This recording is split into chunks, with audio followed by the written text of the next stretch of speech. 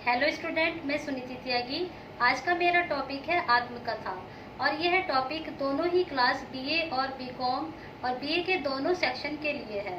चलिए फिर टॉपिक की तरफ चलते हैं।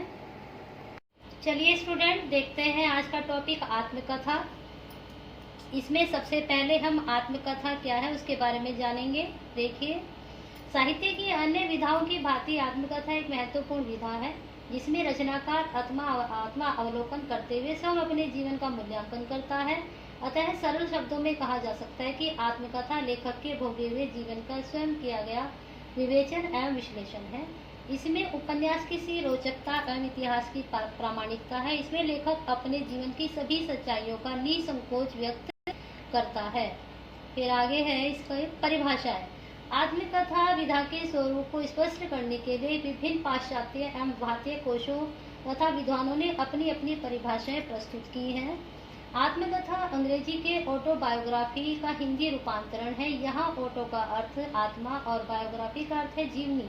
इस प्रकार से आत्मकथा का अर्थ हुआ संबंध व्यक्ति द्वारा अपने ही जीवन की कहानी स्वयं लिखी जाना, अथवा यह भी कह सकते हैं कि जीवन पर स्वयं रचित कथा ही आत्मकथा होती है। इस प्रकार से अलग अलग साहित्यकारों ने अपनी अपनी परिभाषाएं प्रस्तुत की हैं।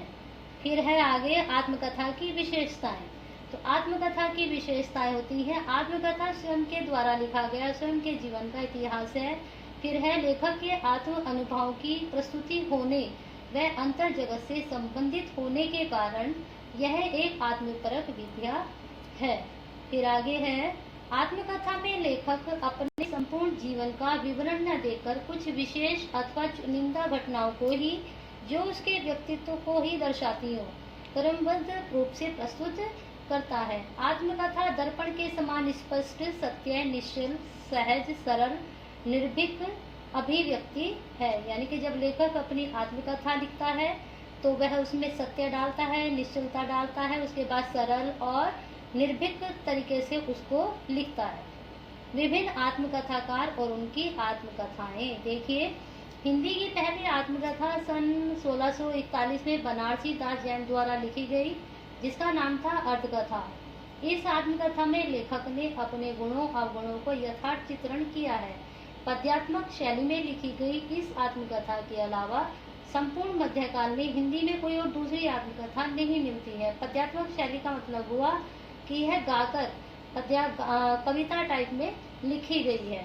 हिंदी साहित्य लेखन के अंतर्गत गद्य लेखन की अन्य विधाओं के साथ आत्मकथा लेखन विधा भी भारतेंदु हरिश्चंद्र के समय ही विकसित हुई। इन्होंने स्वयं अपनी आत्मकथा लिखी, एक कहानी कुछ आप बीती कुछ जग बीती, जिसका आरंभिक अंश प्रथम लेख खेल नामक शीर्षक से प्रकाशित हुआ था। यह आत्मकथा आम बोलचाल की भाषा में लिखी गई, जो कि रोजमर्रा के जीवन में हम प्रयोग करते हैं। भारतेंदु हरिश्चंद्र के अलावा इस कालखंड की आत्मकथा द्वारा लिखी गई आत्मकथाओं में से सुधाकर द्विवेदी जी की राम कहानी तथा अंबिका दत्त व्यास जी की निज वृत्तांत को महत्वपूर्ण स्थान दिया गया है। इसके बाद हरिवंश राय बच्चन जी की आत्मकथा क्या भूलूं क्या याद करूं सन 1669 में, फिर नील का निर्माण फिर 1970 में, बसरी से दूर सन 1977 में और दंश द्वार से सोपान तक 1985 में। इनकी आत्मकथा 4 भागों में विभाजित है।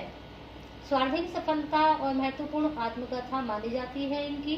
बच्चन जी की आत्मकथा ने अनेक आत्मकथाकारों को जन्म दिया, यानी कि उनसे बहुत लोग प्रभावित हुए तो उन्होंने भी आत्मकथा लिखनी शुरू की। इसके बाद वृंदावन लाल वर्मा जी की अपनी कहानी सन 1970 में, शिव पूजन सहाय की मेरा जीवन, प्रतिभा अग्रवाल की दस्तक जिंदगी की 1990 में, भीष्म साहनी जी की आज की अतीत सन 2003 में प्रकाशित हुई। इस प्रकार से स्टूडेंट हमने देखा कि आत्मकथा क्या है और आत्मकथा की परिभाषा क्या है और विभिन्न आत्मकथाकारों ने कब कब अपनी आत्मकथाएं लिखी। तो आज का टॉपिक यही खत्म होता है स्टूडेंट। आप इसी तरह से अपने पाठ्यक्रम के लिए जुड़े रहें और अपने पाठ्यक्रम की जानकारी लेते रहें।